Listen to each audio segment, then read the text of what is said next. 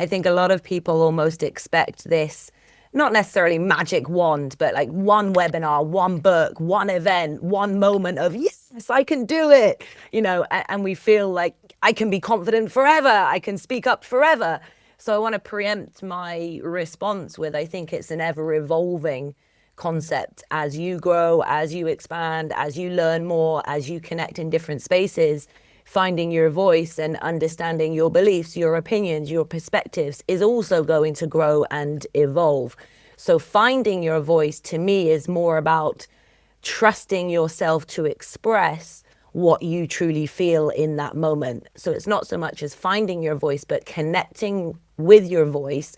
And as is the very theme of this podcast, having the confidence to then speak up and share exactly what you are feeling and wishing to express, perhaps hiding behind in that moment, but just having that courage to speak up and share it.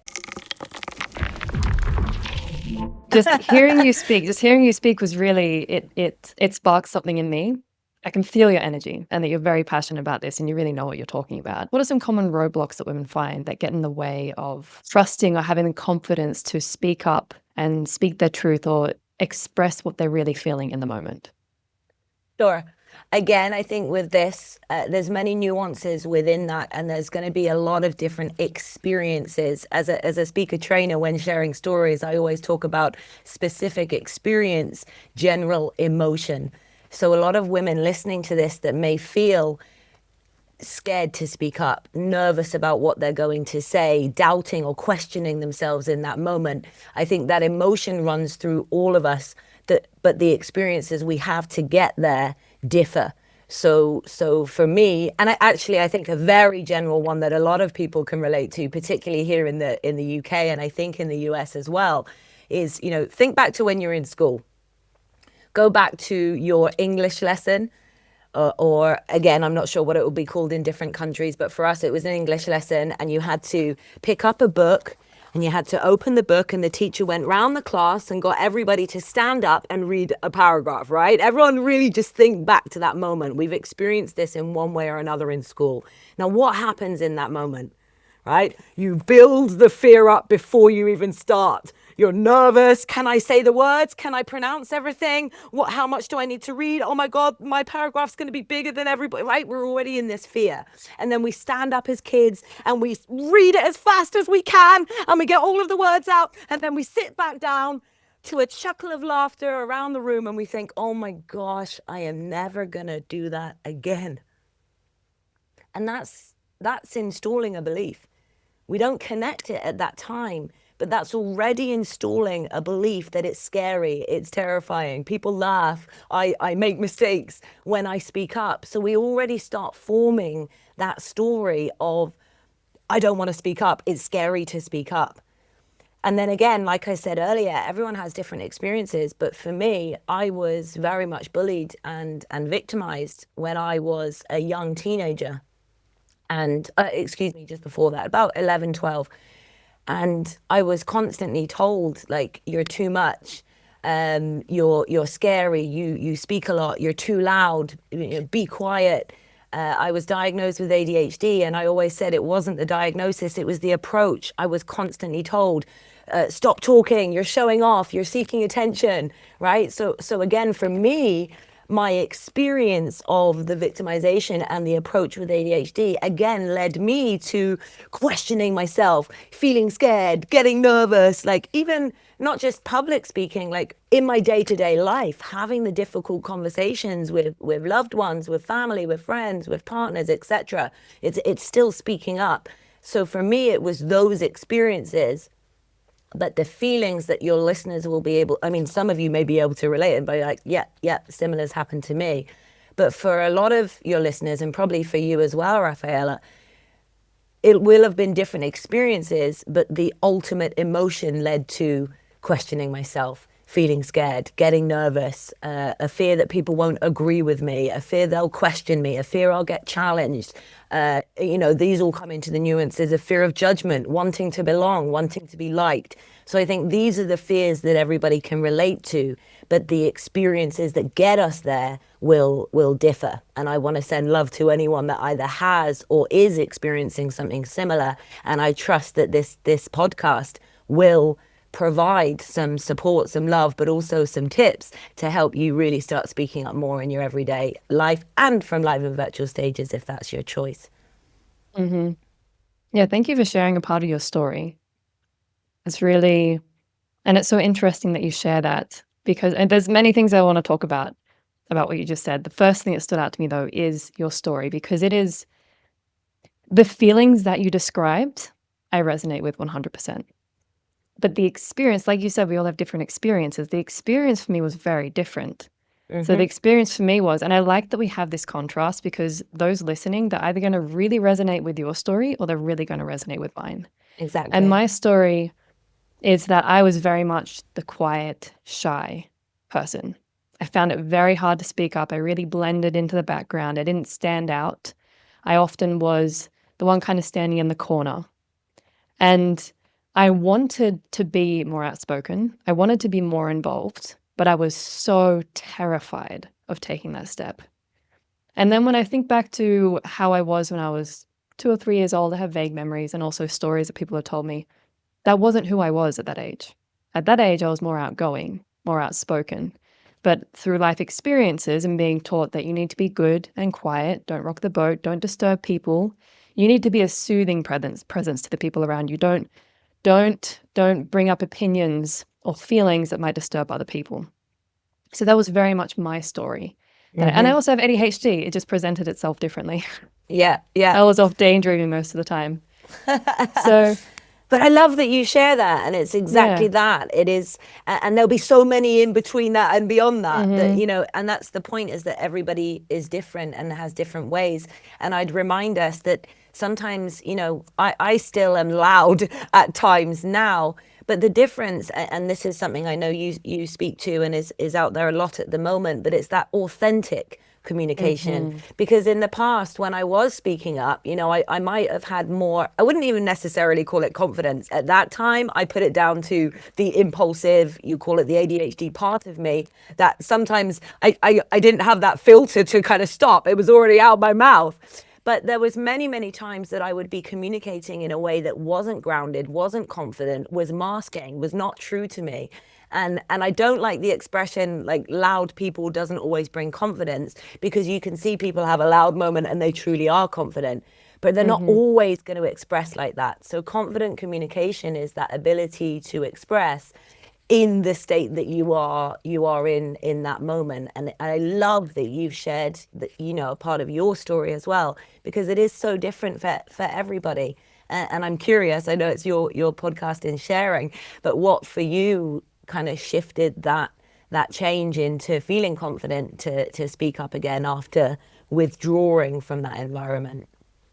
that's a really good question, and thank you for asking it. So for me, what changed? I mean, like you said, it's a gradual thing. It doesn't happen in, you don't flick a switch and suddenly, you find your groundedness and being authentic in how you communicate. It's being inspired, actually. I really admired a lot of the friends that I had growing up who were outspoken, like you described yourself. And I always wondered how they did it. How did they come across as being so confident? And of course, they probably weren't always confident. I mean, teenagers, kids, there's a lot of insecurities going on there. People deal with it in different ways. But I only saw the thing that I wanted. And so for me, it was just a gradual thing of, how do I get there? How do I bridge that gap between me, who is very quiet, I make myself very small, and I tend to just agree and don't speak my mind, didn't have opinions. How can I bridge that gap? So it started with, honestly, very little things. I used to walk. When I would walk to school, I would look at the ground. So I just try to make myself as small as possible. I'd be staring at the ground. If someone was walking towards me on the same footpath, I might cross to the other side of the road, or I'd move on and walk on the grass instead of just walking to the side of the footpath. Yeah. And so I started with lifting my head up, putting my shoulders back, which was terrifying at the time for me. That was a massive step. Seems small to other people, and now I do it without thinking, but at that time it was big. And then I started smiling at people, just pushing myself in little ways that were really scary at the time, but were significant. Like I wouldn't be who I am today if I hadn't done those things back then, even Yeah. though they seem so small. I'm actually curious because that's such a good question. What is it for you that started to change? What were the little things that you did? That was so lovely learning about you as well. And there was such gold in there. I think it's very similar, right? And I think the key thing you shared there and what I want to honor is the awareness. I think for any change or for you to shift from the almost like comparison, right? Or I wish I could do that, or I'd like to be like that. Again, our language varies on how we speak to ourselves. And I always encourage the empowered story. But it's noticing what you want to be or how you want to show up and then practicing that. And again, that's going to differ. Like for you, it was almost practicing that muscle of showing up and changing your physiology and practicing the muscle of speaking up. Whereas for me, it was like almost practicing the muscle of being quiet, but speaking when it was true to me instead of just being like, and I was also quite an opinionated. I could Yeah. be, but just like just let loose. And on reflection, I'd think, oh, I wish I hadn't said that. Or if I was in a calmer state, I would have done things differently. I mean, again, this is a whole deeper conversation in itself. So for me, it was more about the awareness of not practicing to speak up, but practicing to speak up in an authentic way, Hmm. practicing to speak from a place of calm and a place of truth and a place of grounded belief rather than like jumping in with an emotional reaction or vice versa. Because I just wanted to share this because I think people that find it perhaps easier to speak up. It doesn't mean they don't feel fear. Like I Hmm. remember going to my first networking meetings, and I'm sure everyone knows what they're like, right? You walk in and there's kind of chit chat in a sort of one-to-one or small group environment, and then you go in and sit around a table, someone speaks, etc., etc. Well, even just a one-to-one conversation would terrify me. I used to introduce myself, say hi, and then I would pretend someone was phoning me or something happened on my phone, and I would go and hide in the bathroom. And then I'd come out to the moment that was at the table because I could stand up and perform to a group, put my mask on and go. But the one to one connection, I hadn't grounded myself in my truth yet. I wasn't showing up with untapped confidence. So I would just freak out and run and hide. So I think everyone still gets these emotions, but again, it's awareness and then the courage, in spite of fear, as you did, to keep practicing little steps every single day, little steps, little ways. And it's not always going to be perfect. It's not always going to feel great. But exactly as you said, and exactly as I feel, it then leads you into a space of feeling confident to show up, Hmm. feeling comfortable to speak up.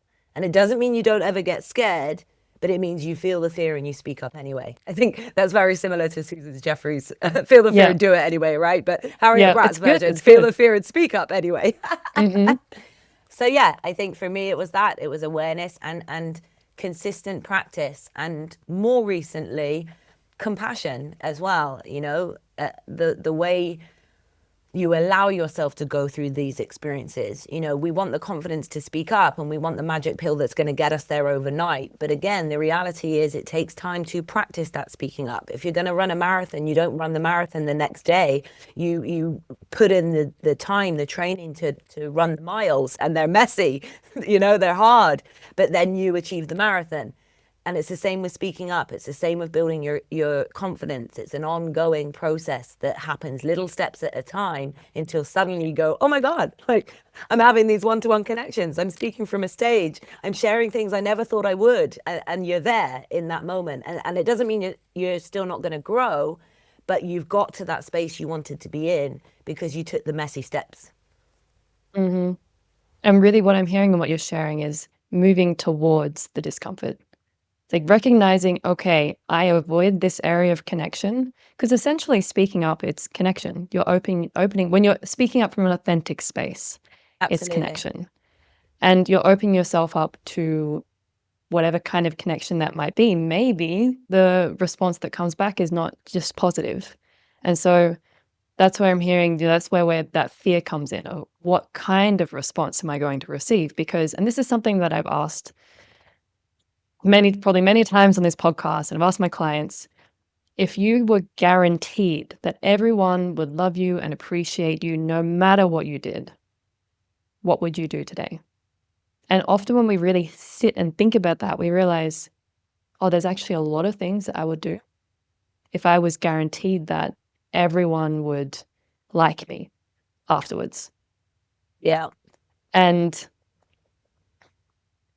recognizing where we feel that resistance, like you said, for you amazing speaking on stage, but the one-on-one interaction was a growth area for you. And recognizing that, actually, what was the first little step? Because you said that when you were in that space, you'd use your phone as an excuse and you'd hide in the bathroom. So can you remember what was one little thing that you did to help yourself to just stay present in that space rather than avoiding it? Quick break. If you struggle with chronic skin picking, hair pulling, or nail biting, I want to let you know that I've created a new free resource, a free guide called Stop Chronic Skin Picking 5 Somatic Exercises plus 2 insider tips that actually work. I've put into this guide the exact practices that I've found to be the most effective in helping me to manage overwhelm and stress and prevent ending up in picking sessions. They have worked for me, they've helped me to heal, and they also work for my clients as well. If you want to download it for free, go ahead and click on the link in the show notes. I'm so excited for you to get your hands on this resource. Again, there's no kind of secret sauce other than the doing of it. But that might have looked like, a little bit longer each time, right? I stood and made conversation for 5 minutes and then went to the bathroom and then 10 minutes and then went to the bathroom. But I think the biggest thing, and this is so powerful in so many different areas for so many different things, but in the context of our conversation, it's that deep breath. It's just taking a pause in the moment. So often we feel that fear and we go into fight or flight, panic moment. And even just that long, deep breath grounds you. It automatically helps your parasympathetic nervous system to calm your mind, slow down your heart. And then for me, even as a speaker trainer, but at that time I wasn't training speakers. At that time I was working much more, I was speaking much more around mindset and communication, but particularly in terms of self-talk and internal dialogue.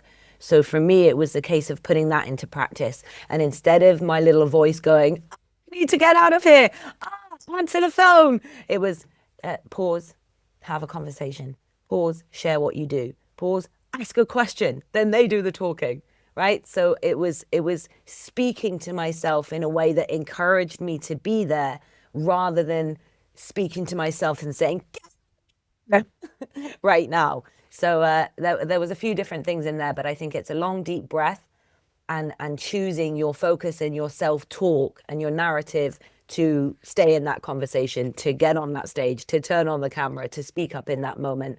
And this wasn't something I knew at the moment, but over time, if it's okay just to add, it's also not being attached to the result.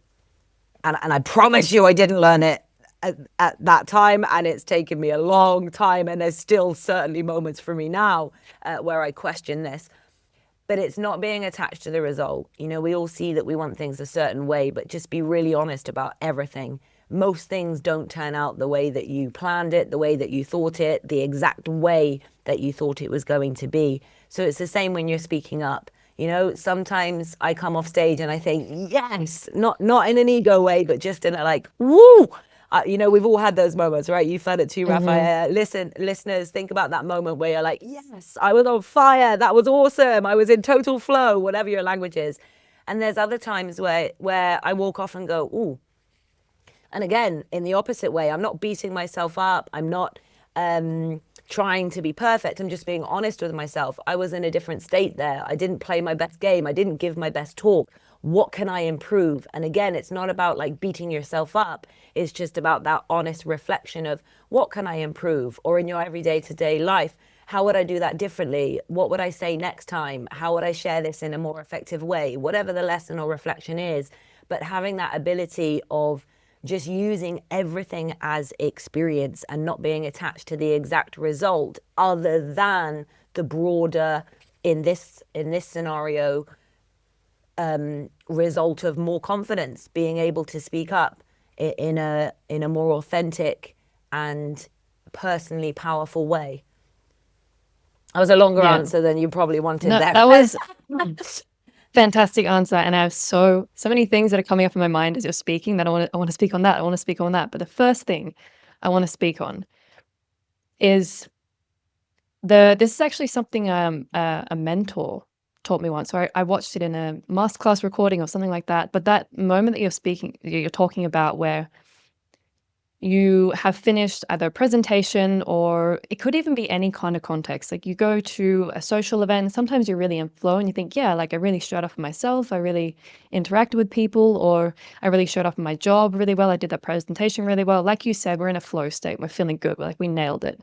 And then there's those times when it just, something doesn't click. We're not quite in flow, when we can feel that we could have done better. Something I've learned is that just afterwards, give yourself 24 hours to just appreciate what you did do well. Yes. Just leave the reflection and constructive feedback on yourself to the side for 24 hours, because so often we want to dive into, that was shit, that was so embarrassing, oh, I can't do this. And we just totally delete for our memory all the ways that we actually did do well. For example, if you're not feeling in flow, but you stay in it and you keep finding a way, despite the fact that it's uncomfortable and you're maybe not at your best, that's something to appreciate yourself for. And for sure, there are other certain parts of it that you can pick up and see, actually, that was pretty good. That was pretty cool. Yep. People appreciated that, or I appreciated that, or I can see that I did well here.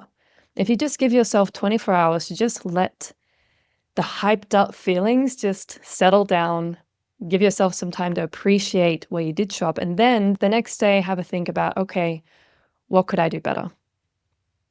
And that Love is it. really, yeah. And that's really with confidence. That's where confidence comes from. It's when we don't do things perfectly and we're able to be compassionate to ourselves, which is what you talked about before, and then also learn.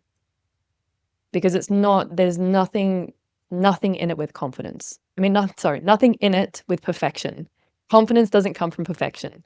It comes from Absolutely. being able to be compassionate with ourselves and learning, and also appreciating where we're showing up.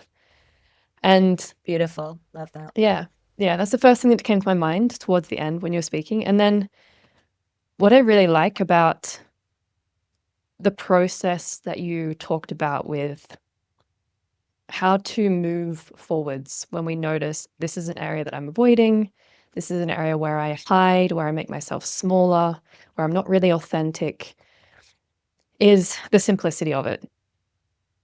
Because the main thing that I'm hearing is in what you're saying is pause. Notice, how are you speaking to yourself? Because so many people actually not aware of that. And in those moments where we feel that fear or that pressure, we're usually thinking some pretty mean stuff. And so if we can become aware of what that is, then we can see, oh, that's not very helpful. And we can help ourselves to switch it. And in those little moments of pausing, taking that deep breath, I think it's so effective and it's so simple. And I think that's also a lot of people, they want a more complex solution because they feel like the problem is big and complex in itself. But honestly, just pausing, taking a deep breath, and then, like you said, ask a question. This is in any kind of social situation. Get really good at being curious and asking questions. That's a great way to build connection, maintain a conversation, and to practice your skills of connecting with other people. Practice your talking skills, practice your conversation skills, practice Yep. being more authentic and speaking your mind. And something I just want to mention is that when we're feeling a lot of fear, we're probably going to struggle to be super authentic. but that's not the point in that moment. It's practice. We can reach more authentic conversation, but if we are simply just asking questions and letting ourselves sit in that discomfort, we're growing in a way that the next time we'll feel less fear or less discomfort, and we'll be able to connect more to ourselves and be more of ourselves in that moment. Absolutely. Yeah. I mean, again, you just gave so much fire and beauty within that of supporting individuals in that moment, in that process. And I think sometimes, I really want to say that was the hardest thing for me, but it's been the most powerful tool is that pause. And whether it be for a moment in conversation, or whether it be for 24 hours before coming back to something, or whether it be, a week or a month later, and really, for perhaps a bigger decision, but really allowing yourself to pause and not have that sort of emotional reaction, and really being aware of the story that you're telling yourself. For me, that's such a big part of it. And again, it's going to be different for every single one of us. But how are you speaking to yourself? Because it all starts there. And, as amazing as our minds are, as powerful as we are, we cannot process or be in a state of empowerment and disempowerment, fear or faith, positivity, negativity. You cannot be immersed in that state at the same time. And that is formed by where you are focusing, what your story is in that moment. And so, yes, I completely agree with everything you shared. There's one thing I'd add to, and I agree with you, but I think it varies in different environments. If you ask me something here that I felt fear around, or I felt vulnerability around, I'm going to lean in and I'm going to speak about it. And it's going to be very authentic, because I feel safe with you. I understand what this podcast is for.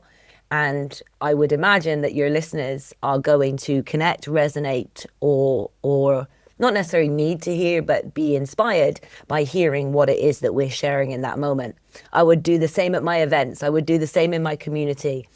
But if I'm meeting, someone's partner or someone's friend, and they ask me a question, I might feel fear in that moment, but I'm not necessarily going to go, oh my God, I'm absolutely petrified right now, because it's a different context. It's a different environment. You might not, there's so many, I'm still being authentic, but I'm aware of the environment that I'm in that moment. And perhaps it's not going to serve me or the environment to go into that fear. It's just going to make me feel a little bit more nervous by focusing on that. So again, I don't think it's about the masking. And I see what you're saying, because it's not fully authentic communication. But I also want people to hear, like, that's okay. You don't need to be completely bare and vulnerably confident in every single moment. It's choosing your space and understanding where you're sharing, why you're sharing what it is that you're sharing, versus I'm just saying it for the sake of it because it's coming through, if that makes sense. Yeah, that does make sense. And thank you so much for sharing that, because it speaks to the different kind of states we can be in different environments, which is super important. Tell me if this is accurate for what you were communicating there. Is it's essentially knowing where your boundaries lie in terms of how much you want to share, how much of yourself, how much you want to share of yourself, depending on the environment you're in and who you're surrounded by. Because I so agree with you. Yeah. Yeah. In a brief summary, yes. Yeah. And for you, how have you figured that out for yourself? Because I know that's the thing that a lot of people struggle with is, how do I know what to share with which people? Because it's this mix up of, is it my intuition telling me to share something, or should I not? Is that a good thing? So for you, if that's something that you've also had to work through, is understanding when do I share this and when do I not? When do I lean in and when do I not? How's that been for you in figuring that out? I mean, for a long time, I was completely blind to it and would just kind of let anything come out in different environments. But again, we touched on this in the opening of this epic, awesome podcast, that it's a constant evolution. It's always changing. I was with my husband yesterday, and we were chatting with a lady in the shop, and I walked away and laughed with him and said, "Didn't need to say that." And we joked about it, right? And I can't even remember what it was. It was just like a insignificant moment about my life that I suddenly went blah and shared. But she was like in the queue, busy doing other things. And it was just like, I just came out, I was like, didn't need to share that. So I think naturally as humans, we're always going to be like, oh, didn't need to share that. Oh, I wish I'd said that in different moments of our life. Mm-hmm. However, that being said, the more you get to know yourself, and for me, it was really being honest with myself to see when I was showing up with a mask on, when I was saying something like just to fit in, right? We agree with someone or we jump on a point and we start almost elaborating on the point that someone's just made. But inside ourselves, it's not what we really feel. It's not what we really think. Maybe we don't have an opinion, or maybe we have the opposite opinion, but we don't feel brave enough to share it in that moment. So I think it's really understanding and getting to know yourself in order to be able to speak up confidently about what you do agree, don't agree, do believe, which boundaries you want to set, etc. It's about really getting to know yourself and connecting mind, body, and soul, for want of a, that's everywhere at the moment, but it's true. Like having that mind, body, soul connection and really being able to feel. And everyone's different. Like some people are more visual, some people hear more through listening, some people it's like a knowing. That's more it for me. But being able to feel when you're nervous, when you're scared, when you feel vulnerable, and why you do. And if it's a boundary that you want to be open about, because, for example, I want to have the tough conversations with my partner. I want the best marriage. I want the most open communication. I want to understand as much as we can about each other so that we have the best experience. Like we used to argue a lot more than we do now. And most of it just came down to a few tough conversations that we saw things differently and realized neither of us were right or wrong. We just saw it differently. But having the courage to have those conversations and speak into our fears and speak into our vulnerabilities allowed us to have a much better marriage now. So I'm going to speak openly with my husband all day long. And I say that with confidence, but I know a lot of people that don't. Like some of my really good friends, like we're talking in our girl circles. And again, for me, it's that balance of you should share this with them versus you got to do your own thing and it's got to be right for you in that moment.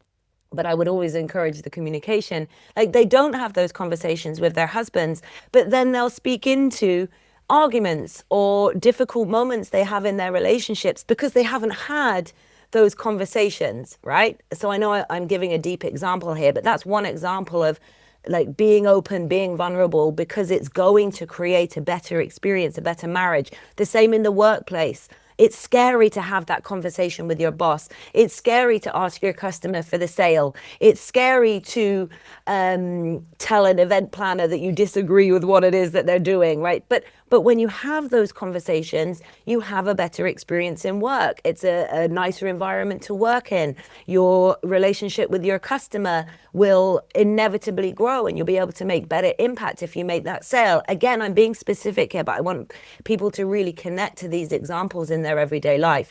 There's environments where being open and facing that enhances your why, who you are, etc.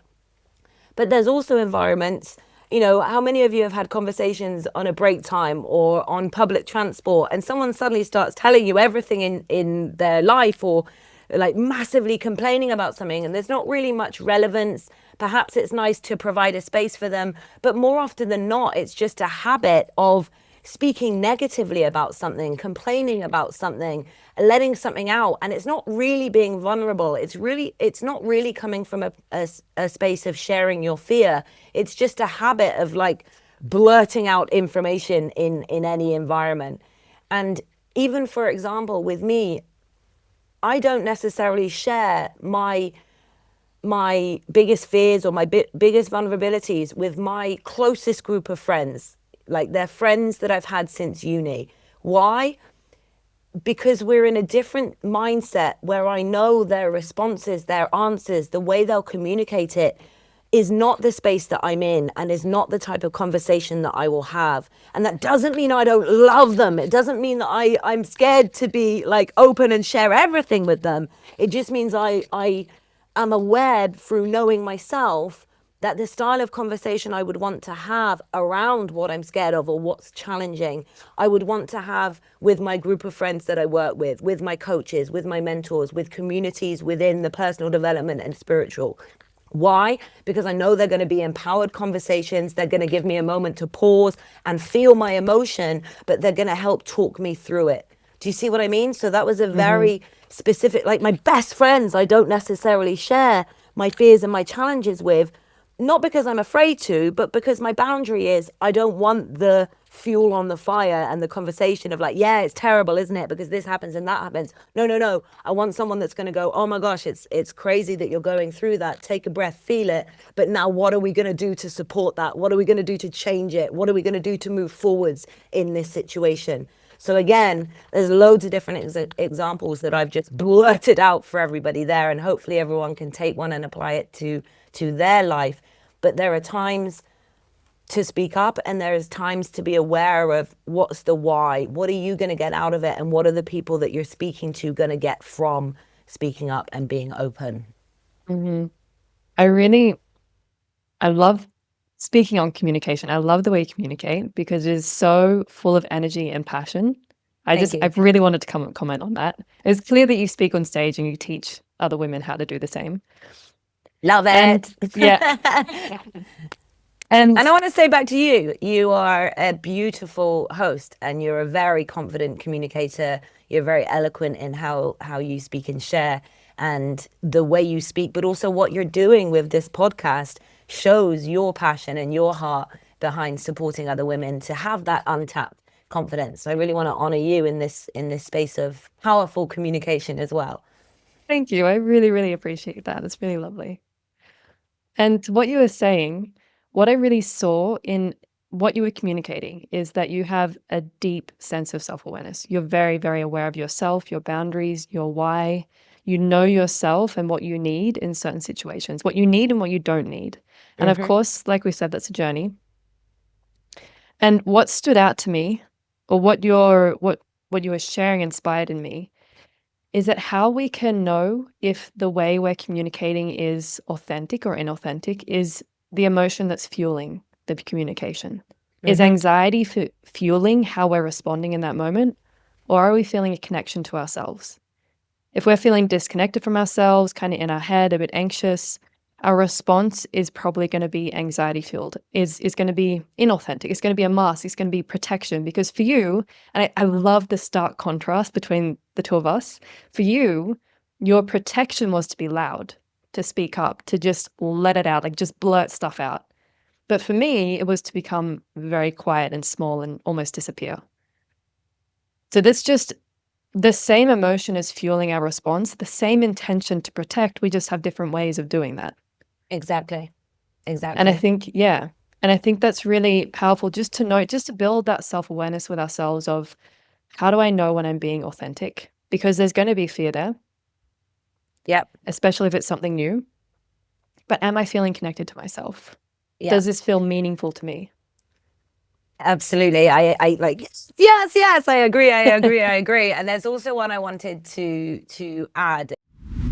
Quick break. If you want to take your journey to healing from your BFRB even deeper, there are 3 core skills that will help you to deepen your connection with yourself, to quiet your inner critic, and to release shame and move on from picking sessions with more grace.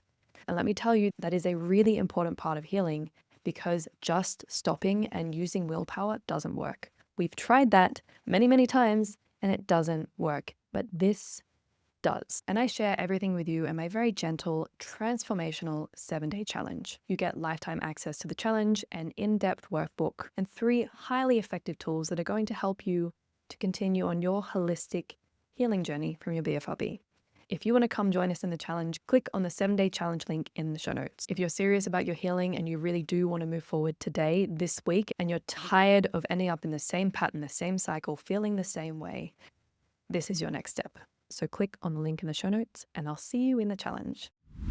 And this is where I love something like firewalking, because it strips us back of all of these, I suppose, differences, and puts us all in the same scenario of feeling that fear, but choosing your response is really having that awareness. Is this no coming from from fear, because I get a lot of people in the work I do as well that will, they're very spiritual, and I honor and love that. I am too, but they'll say, I'm not aligned with this. And I can feel, see, and know that it's actually like, I'm petrified, but I'm using that as a story. And I've done it too. Like, I'm not aligned with this.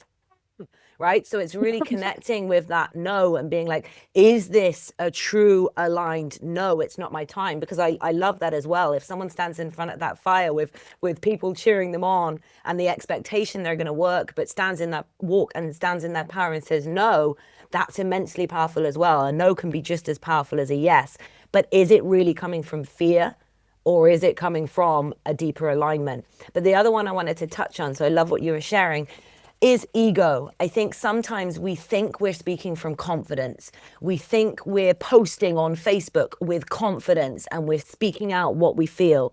But again, I would ask you, and I think we've all been guilty of this at times, are you trying to make a point? Did something happen with somebody else? Did you experience something that you didn't speak up on in the moment, but now you're letting it out? Right? Because Oh, again, I your love agenda that. there is not actually to give value. It's not to speak your truth. It's not authentic, like grounded communication. It's, I didn't say this in the moment, so I'm going to use Facebook or I'm going to use the stage to share a story and make my point, from Mm. ego, not from heart. So I wanted to add that one in as well, because certainly for me, I was really guilty of that. Like I'd have a hidden agenda of like making my point and hoping that someone was going to read it or someone was going to hear it. When actually, if I really come out of my head and into my heart, I don't need to make that point. Let it go. Let them be them. Let me be, and focus on who I'm really serving here, not making a point against one person or one story or one experience, but actually providing value for all. Mm-hmm. Oh, just those two things that you mentioned there. Like when we, like you said, if we don't speak up in a situation and we're kind of kicking ourselves not doing that, we have two options. And you said one, which is to let it go, and two authentic options, which is to let it go and focus our energy elsewhere where there's more value and authenticity in it. Or we can actually go back and have a conversation with that person. Yes. But the ego that you're talking about, that is us trying to find an outlet that feels less scary. Mm-hmm. That's less of a risk for us. Because making a point on social media, that's not as risky as actually having the conversation with the person. Exactly. So we're just avoiding doing what we actually would want to do or need to do for our own growth, for our own emotional health, for our own well-being. And that really does happen on such a subconscious level where we think like, screw this person. I'm gonna show them in a really passive aggressive way. Doesn't Yeah, get us yeah. anywhere. It really Yeah. doesn't. It doesn't Yeah. support in any way. And it's not, we do that publicly, but we also do it in text messages, we do it in emails. Yes. Rah! Yeah. And Yeah. it comes back to what you said earlier, right? It's that pause. Yeah. Just take a moment. Where is this And coming also from? think like, how would I share this if they were in front of me? Mm. How would I speak this exact point that I'm writing or I'm sharing from stage or whatever it might be? Like, if I was actually saying this to that person, how would I speak it? What would I say? If that person was my friend, if I value and respect that person as a human being, how would I really speak it to them in that moment? And I think that takes a lot of the heated emotion or the anxiety and the fear. It dissipates it, because now Mm-hmm. you're focusing more on the value of that conversation and how it can Yeah. help the situation both for you and possibly for them as well. And that's a very different space to speak from. 100%. I so agree with you. It really, when we don't have an actual individual, when we're not focusing that energy towards an actual individual person, then generally the ego, the the frustration or all the pent-up emotion that we have, that usually we're directing at ourselves, we're frustrated and angry at ourselves and disappointed in ourselves for not speaking up.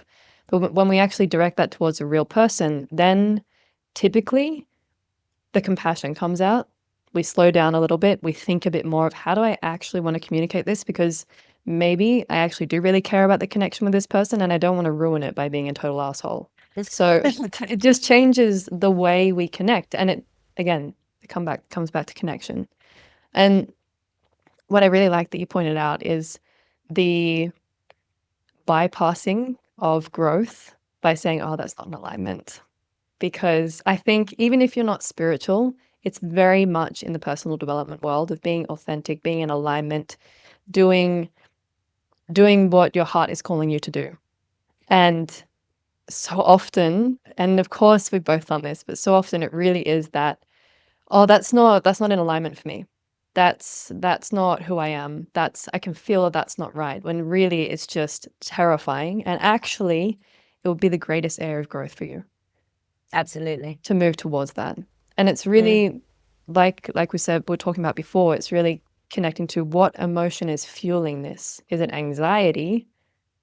Or am I connecting to myself? Do I feel connected to myself in this? And also you can Completely ask agree. yourself, what am I afraid of happening if I do that? Yeah. And if it's all these fears of people won't like me, people are going to judge me, I'm going to look stupid, then probably that's the direction to go in. Absolutely. And again, for anyone that's listening, that's just having that moment of going, "Yeah, your intuition," and that feeling, like, again, I think both of us are honoring, there's absolutely a time to say no. And there's absolutely, sometimes it is the intuition and the knowing. I had a friend that was supposed to be going scuba diving, and she had this massive feeling come through her beforehand of like, don't go, don't do this, da da da.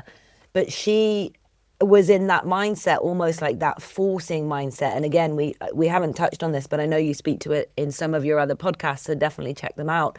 But she like forced herself to no, I should go. And just in a nutshell, she ended up having a very serious accident, and she's okay. She's come out the other side, and it's a really beautiful story, and I'm sharing it now for the exact message there. There are times where you receive a no and it's a no. So for those of you out there going, yeah, but I agree. Like, get to know yourself and know when it's a full body, this just isn't the right moment, this isn't the right time. But exactly as Raf just shared, it's so true that very often we will sort of on the more day-to-day moments, we'll put something off. That's not me, I'm not into that, I'm not aligned with that. And I'd recommend anything that you're sort of being a bit stubborn or there is a little bit of resistance with, when you really sink into it, do it. Like, I know it's silly, but DMs was one for me. Using the DM strategy within my business, I was like, no, no, no, no. But I did it for 30 days, and then I tried something else for 60 days. And now, after 90 days, 3 months, I know what feels good to me. I know the approach that I like, and I know how to use that strategy, but also that isn't my main area of focus. And I much prefer, it's more effective, and I show up in a much more powerful way by networking and speaking to bring leads into my business, right? And I'm not, again, for someone else, DMs work, and that's amazing. But for me, I felt gross about it. It was a no, but I knew it was coming from fear. I knew it was because I was scared what people would think on the other side of those messages. It was resistance because I've seen someone, I think we've all had those messages that come in and we're like, ugh, gross.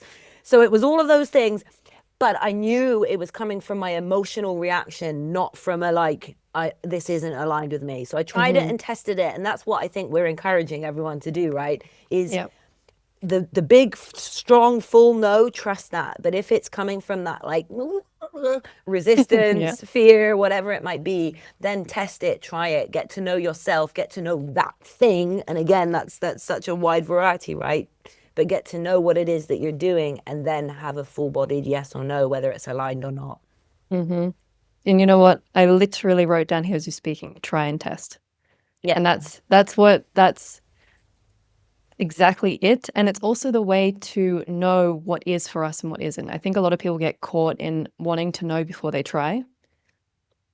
Whereas, like for you, you found out through trial and error that that's actually not the most authentic way for you to connect with people and bring people into your business.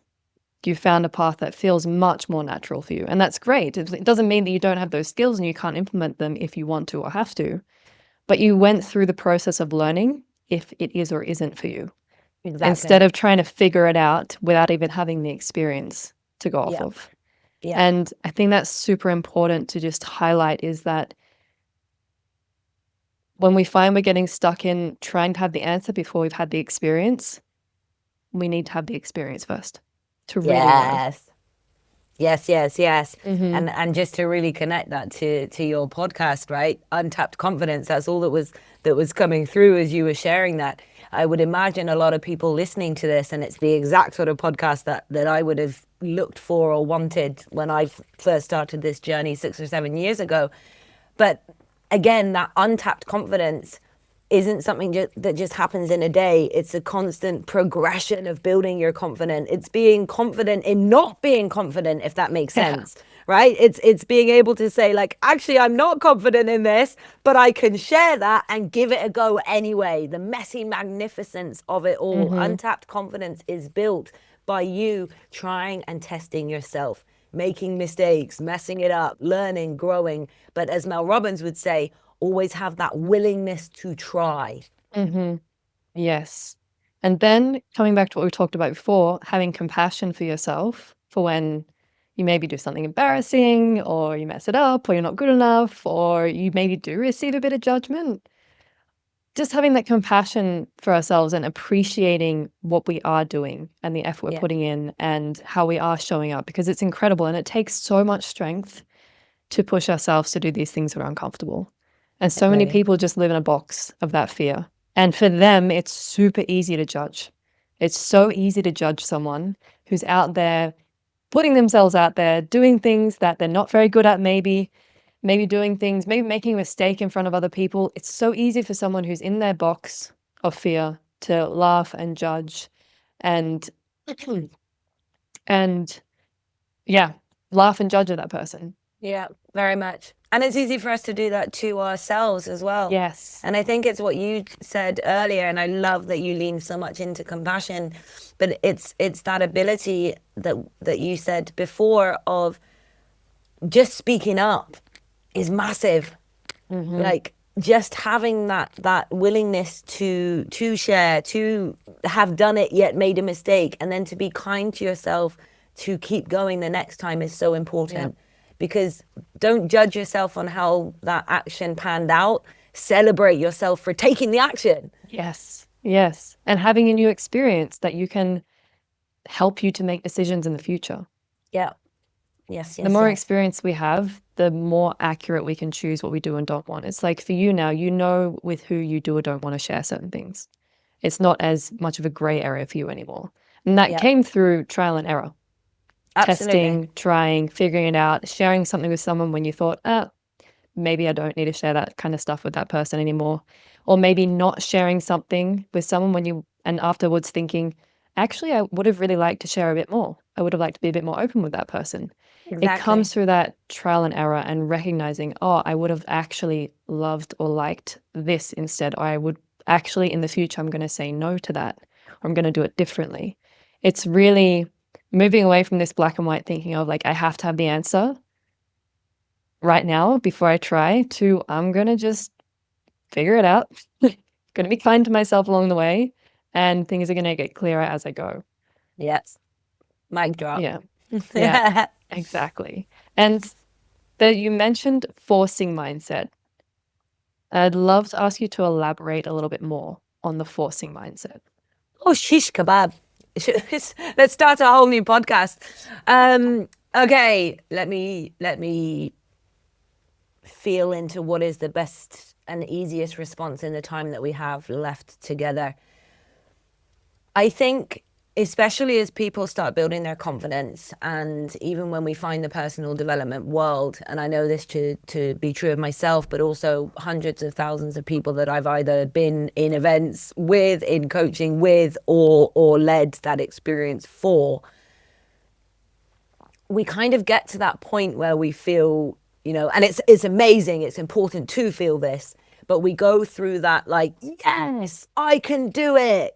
Uh, I've got this. I'm amazing. I'm going to become the best speaker in the world. I'm going to make £1 million, or I'm going to make 600 figures in my business, or I'm going to meet the love of my life in like a month and get married. Like we make these sort of really big goals. And I'm not saying people can't achieve them or do those things, but we kind of perhaps prematurely put this almost like pressure on ourselves through that heightened state of really realizing our power and our confidence and our ability. And again, that also comes with a roller coaster of ups and downs. But in those moments, we tend to force ourselves to perhaps a specific path to a goal or a specific way of doing things. And that word's become so popular, hasn't it? Or perhaps not popular anymore, of like the hustle culture. Right? We've got to be doing. We've always got to be on. We've got to be using our superpower and using our fire all the time. But again, like, that's not, for me anyway, I think, like, that's not our human experience. That's not enjoying all areas of our life. And it's also, we're not meant to be fully confident, fully empowered, fully switched on every moment of every day. We have different emotions for a reason. We go through different areas of life and different experiences for a reason. So I think there's that moment of, whether it comes through realizing your power or whether it be through like a need to achieve, we're always in a doing mode. And for me, that's a forced mindset. It's you can do it, but do you really want to be doing that? Like, is that really how you want to spend each day? Because it's, yes, confidence is one thing, but I want to be confident, like sitting in my garden, enjoying the flowers, taking a breather and feeling good about doing it. Not like, I've got to go send that email. Oh, I've got to make my husband dinner later tonight. But no. Like, just being in that moment of looking at a flower and really, really, truly enjoying it and not having any guilt or negativity or other thought, but just being totally present in that. If I'm in a forced mindset, I need to be doing. I need to be hitting my goals. I need to be taking action on my speaking. I need to be getting more members into my membership. I blah, blah, blah, blah, right? It's always that doing. So for me, that's my interpretation of the forced mindset. And I think in moments it can serve, but as a way of being all the time, it's actually not providing a fulfilled experience, and it's not giving you true confidence in all areas of your life. Speaking to my soul, Harriet. I'm so What glad would I it asked be you for that last you? What would it question. be for you? I love that question. I've never Honestly, been asked it before as well. yeah, Nice one.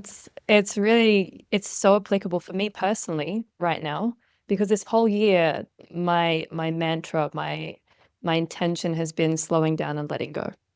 Because I think for a lot of highly driven women, Love that. that we really live, like you've just been explaining, in this constant state of doing, achieving, trying to keep our energy up. And I think especially for women, it's just not, it's not healthy, firstly, and it doesn't actually make us happy. I mean, if you just think of women, we have a 28-day or round about that cycle. And in that cycle, we have varying levels of energy levels, different ways that we're feeling about ourselves, different capacities that we have to give out energy. Mm-hmm. And the way that society is set up, it's not set up for that. It's not set up to have the space for that. And so we get into this force mindset of just push, do, succeed, and then you can relax. But then when you do get a moment to relax, like you were describing, sitting in your garden, looking at flowers, you can't switch off because you're just in that constant mindset of doing. Then when you have a moment to actually slow down, all your mind is thinking of is, what do I need to do next? What hasn't been done yet? What isn't complete? How am I not yet there? What haven't I achieved yet? And it's kind of like we have this feeling of, I got to do that before. And then we just live our entire lives like that. Mm-hmm. And I think I've spoken to a lot of, or we both speak to a lot of highly driven women with this really powerful energy, a lot of passion. And something that I've noticed is that these women want to feel more feminine, but they also don't want to let go of their passion and drive. And I really loved the reason why I asked you to talk into that forcing mindset is because it stood out to me because it's been my focus for this year. And also because I think it's super important to highlight the fact that, like you said, we're not supposed to be in that constant state of doing, that we feel different ways for a reason. Mm-hmm. because being in that constant state for the entire year, an entire month, it's not sustainable. So I guess what stood out to me in what you were saying, or what it is for me, the forcing mindset. I mean, I completely agree with you, to be honest. I wouldn't say anything particularly different. Just adding on the fact that getting out of that forcing mindset, it feels like being connected to yourself and your intuition. It's like we've been talking about this whole time, these moments of getting to know yourself, knowing when you do or don't want to share, knowing when you do or don't want to speak up. And that being because it's coming from you and not because it's coming from anxiety. Like that's essentially the same forcing mindset. Are you feeling that push of energy and that drive because you're afraid something might happen, because you're afraid you're falling behind, or because you're afraid something might not happen? Or are you feeling that because it's coming from a real place inside you that lights you up? Because, and this is something I've been really, really going deep into this year, is if it's coming from that place of anxiety, do the opposite of what you feel like you should be doing. It is so hard, but it's the only way to truly let yourself slow down and start to get out of that forcing mindset and really allow yourself to enjoy sitting in the garden and just enjoying the flowers and letting all the to-dos just be for a moment. Yes. Yeah. Yes. And I think this is, I mean, preach, preach, preach, but I think this is, for me, something that a massive difference and a simple way of saying it, because there's so many different speakers, coaches, mentors, etc., that are awesome and say it in so many different ways. But for me, it's just like, when you feel good, you're more likely to do good, whether that's with So true.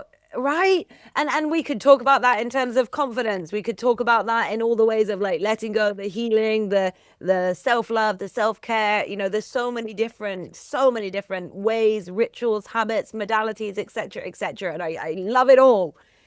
But actually, in its simplicity, because again, people say, well, I don't have time to, or it's selfish of me, or especially women put a gazillion things in front of themselves, right? Their kids, their partners, their families, their friends, their loved ones, their customers, their business, like all the things women are really good at putting before ourselves. But what I found, and again, like, I mean, look at my hair. I'm the epitome of like masculine, feminine energy here. And I was absolutely that woman was like, go, go, go. I can do this. I can do this. I can do this. And I did do this for a long time, right? And again, you said about the sustainable. We don't always realize that you may be sustaining it, but is it enjoyable as well? Is it fulfilling? Is it what you want to be doing all the time? And what I found, and it really took a while to get into that space, and it started with a minute, then 5 minutes, then 10 minutes, then taking myself to lunch or whatever it might be. But what I started to notice, when you look at the flowers, and it may not be your thing, but when you do something that makes you feel good, the episode on Netflix, the bubble bath, the walk in nature, the lunch with a friend, the getting your nails done, there's like just being you in your garden for a moment. When you do those things and you feel good, you show up in a better way for all of those other things that you're putting it off to do. You're more inspired, you're more creative, you're more present, you're more calm, you're more grounded, you're more confident in how you show up in all other areas of your life when you feel good inside of yourself.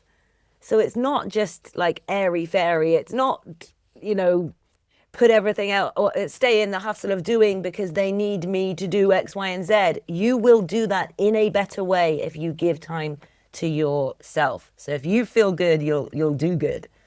Yes. That's just advocating to allow yourself to slow down. Because actually, like you've been saying, you'll actually be able to do more in a sense. You'll use your time more intuitively and wisely and more Yeah, effectively exactly. when you allow yourself to be in that space. Exactly. Yeah. So And just a final thing, because I know like we could talk about this for a long I know, time, but right? just a really final thing. Again, I think it's also understanding and whether that's like disc personalities or human design or meditation. Again, so many different ways, but like knowing yourself, because some people and a lot of my colleagues and people I work with and some of my team, and that's why it's brilliant because it's the opposite of me, are really very like steady, consistent, certain amount of hours, certain amount of workload per week, and it's like reliable, and that's brilliant. It works for them, it works for me. With myself and for many people listening, and Raf, I'd love to hear like what's your more dominant way, if you like. I love variety. So there'll be times where I have a week where, you know, I'll do my calls, I'll do the responsibilities and the priorities of my business, but the rest of the time I'm spending time with a friend, I'm out walking my dog, I'm going on an adventure, I'm present with my husband, right? But then there'll be another week where during that week where I was spending time with myself, I had an idea. And now I'm in go mode and my fire is burning and I'll be up until 3 a.m. And again, I'm not saying that this is right for everybody, but for me, that variety of then I'll have a week of go, go, go, but it's not coming from I need to do this, I have to do this, I'm go, go, go, go, go. It comes from a space, again, like we were saying earlier, of I'm excited, I'm creative, I'm in flow mode, let's go, let's get this done. And that might be a week or a little bit longer, but then I'll have that change of giving again back to myself. So it's going to be different for all of us what that looks like in your day-to-day life. But again, it's just about knowing yourself and being confident to kind of show up in that way. And Mhm. I'm curious as well what it is for you with work or with your sort of day-to-day flow. Yeah, I'm actually quite similar to you in the sense that I like variety. So doing the same things structured every day doesn't work for me. I have flexible structure is the way I like to put it. Nice. So I generally have my morning routine, but that can look different depending on what I feel like doing. Mm-hmm. And then as well, I would have to add into what you say.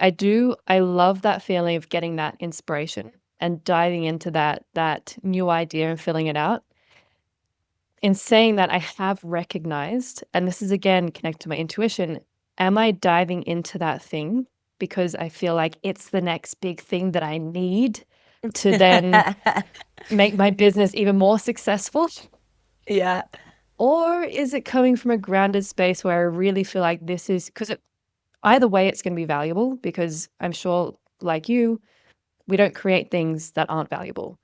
But am I creating it from a space of I'm very connected to this, I'm grounded in this, and I want to create it not just because it'd be good for my business, but because I feel like it's the right time for this? Or is it coming from that, this is the next big thing I need right now and I got to get this done? Because I've definitely had that back and forth of like, I got to make something new, I got to do something new when I have already a very incredible foundation to serve people from. Yeah. And sometimes it's also that like, do I need to do more? Or can I direct that energy to some other aspect of my life? So I'm so with you on that. And then I've also had to recognize when I'm going overboard with inspiration, but in order to make myself feel more secure in this is the next thing that's going to help. Yeah. Yeah. And good differentiation there. Hmm. Yeah. So we could keep going, but I'm going to bring us to the last two questions. Woo! My first question is, if people are feeling really connected to you and they're loving your energy and they want to get to know you more, how can they get in contact with you? And you've also mentioned you have a Facebook community. So tell us a little bit about that. Sure. First of all, thank you to everybody, of course, that has been in this space and listened to this conversation. And certainly, I checked out more of Rafaela's podcast. So if you haven't already, then do. But I'm sure you're loyal listeners now. And I just want to give a moment again. We said it earlier, but just to acknowledge this space and what you're doing and what you're providing. And I certainly recommend listeners that resonate to connect further with you as well, because I know you're immensely passionate and powerful with your work. But if it was something that I said or a light bulb moment, with me, or you just feel there was a question or something you'd like to dig a little bit further into, or something that you want to share about what we've said, then I'm Harriet Bratt, 1T for Harriet, 2Ts for Bratt, on all social media or our Facebook community, which you mentioned. And thank you so much. I'm super passionate about this. It is Vox, Vox. I'm sure there'll be a link with this episode. And it stands for female voice. It's everything that we've been talking about on this program. If you feel this episode, if you feel nervous, if that self-doubt shows up, if you would like to be able to speak with more confidence, both from live and virtual stages, but also in your everyday life, then this is a Facebook group that supports women to do exactly that. Step into your power, speak with confidence, and act with trust. And I share resources, videos, posts, my stories, things that I do well, things that I mess up. All of those wonderful nuggets and learning lessons are inside this community, and it'd just be an honor to have you in there. Thank you so much for sharing that, Harriet. That sounds incredible and super valuable. So I will leave links for that in the show notes. So anyone who loves the idea of getting more connected with Harriet, go ahead and click on that. And my last question is, what is one practice or one tool or one technique you can share with the listeners to help them to tap into their voice? I thought you were going to say themselves, and then you said their voice.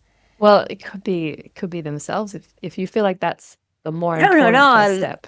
Which question would your listeners prefer?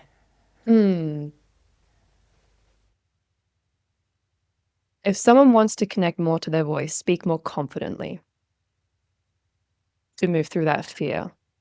Let's talk about it in that way. Someone who wants to speak more confidently, move through the fear of speaking up. What's one thing, one tangible thing you can give them to help them in that, to move in that direction? Well, this is a really poor plug, but I definitely say join that Facebook group. Nice. I think a couple of things that we've shared in this episode, though, right? For me, and I have to say it just because it is the one I'm most passionate about, and I do believe it's your most powerful tool that is with you in every single moment, is your self-talk. The way you speak to yourself will directly influence not just if you speak up, but how you speak up when you're out in public in your everyday life. So I have to just drive that home as my number one tool. But what I would say is start speaking. And it's going to look different for all of you. Check in with what the fear is, but start speaking more. Maybe you join a Facebook group that you connect with, you resonate with, and you feel safe in, and you do a Facebook Live. And maybe it's 1 minute, and then 3 minutes, and then 5 minutes, but you practice the skill of getting on camera and speaking and sharing.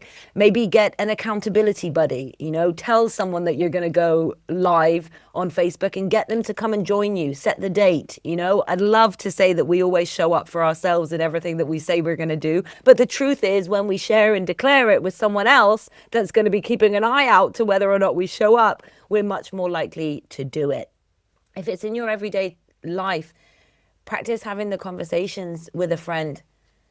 Just build that muscle, that skill, that openness to practice. And again, I know it's something that we've said, but really that is the skill of finding and bringing more confidence to your voice. It's in the doing. Confidence isn't built by a feeling in the moment. It's built by doing in spite of fear.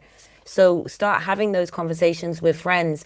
Maybe get yourself a coach. Maybe speak to Rafaela. Maybe have a mentor that you feel safe with and is an expert to be able to talk and support you in building confidence in speaking up. And you start having your conversations in that safe space. But again, the secret sauce really is in the doing, but providing yourself with a safe space to do that. Maybe before you go live in the Facebook group, you literally put your camera on your own phone and hit record and just practice speaking. But whatever works for you, voice memos while you're out walking, just sort of get used to speaking and sharing your voice. Oh, I love that. That's so beautiful and so straightforward. So thank you And actually, just to clarify, the going live in a Facebook group, you're talking about your Facebook group, right? So people Well, are it could encouraged. absolutely, Yeah. it can be Yeah. in mine, but I also like in any, there might be someone out there right now that is super passionate about dog walking and dogs and animals. Yes, and you don't necessarily feel safe right now to come into my group, although I it's a safe, beautiful, wonderful space, and we will cheer you on and support you. But maybe right now, to help you just get that notch, it would be easier for you to go and click live in a dog walking group and share a story about your dog, right? Show a quick video and say, this is my dog, Bob. He's a Cocker Spaniel, right? Because now they're not judging you on speaking up. It's a dog walking group where you feel safe to share something that you're passionate about. So it gives you a notch of confidence because you've gone live, you've shared, but it's not the pressure of, I need to speak about this topic in this particular group. You're in a safe space where you speak about something you're passionate. So yes, if you really want to develop your confidence in your voice and in your everyday life, but particularly public speaking, in our group, but find a group that you resonate with, you're passionate about, and you feel safe in, and that could be the one for you to go live in. It doesn't need to be a pressured live. It can be a passionate live. And there's another bonus tip for you. A passionate live rather than a pressured live. I love that. Thank you so, so much for sharing that, Harriet. And I really want to say from my heart, thank you for taking the time to be here on this podcast. I really appreciated this conversation, and I know the listeners have absolutely gained a lot of value from you being here and sharing your wisdom and your experience. So thank you so much. It really, truly has been an absolute pleasure. I've so enjoyed this conversation with you. I think you're an absolutely fantastic host. I actually made notes, particularly on your question. I don't often do that in a podcast, but I love your question around if it was guaranteed for you, how would you show up? So I've been taking notes and learning as well. So it's been fun. It's been a pleasure. And I really trust that you listeners have enjoyed, but even more than that, been inspired by and taken value from our conversation today. And I really hope that we can stay connected, both us with the listeners, but also us and you, Rafaela, because you are awesome. Thank you so much. And I'm quite confident that we are going to stay connected. Yes. Thanks, Harriet. Yes. Thank you so much. That was so much fun. And if you want to get connected to Harriet, if you want to join her private Facebook group, which is free, a reminder, it is free, just go ahead and click on the link in the show notes so you can go and join her incredible group that she's been telling you about, or just follow her on social media. You'll find all of her links in the show notes. And if you enjoyed, if you appreciated this episode and the value that it has given you, please do leave a 5-star review. It really supports what it is that I'm doing here and helps me to put out new episodes every single week. So I super appreciate the support.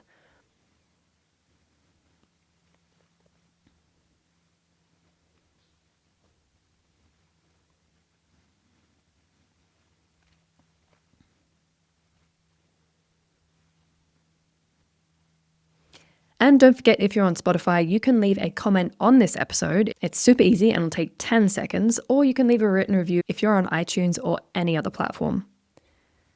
I love to hear your thoughts and your key takeaways from this episode, and also just what you're loving. Thank you again so much for being here. I will see you next Tuesday for the next episode of Untapped Confidence.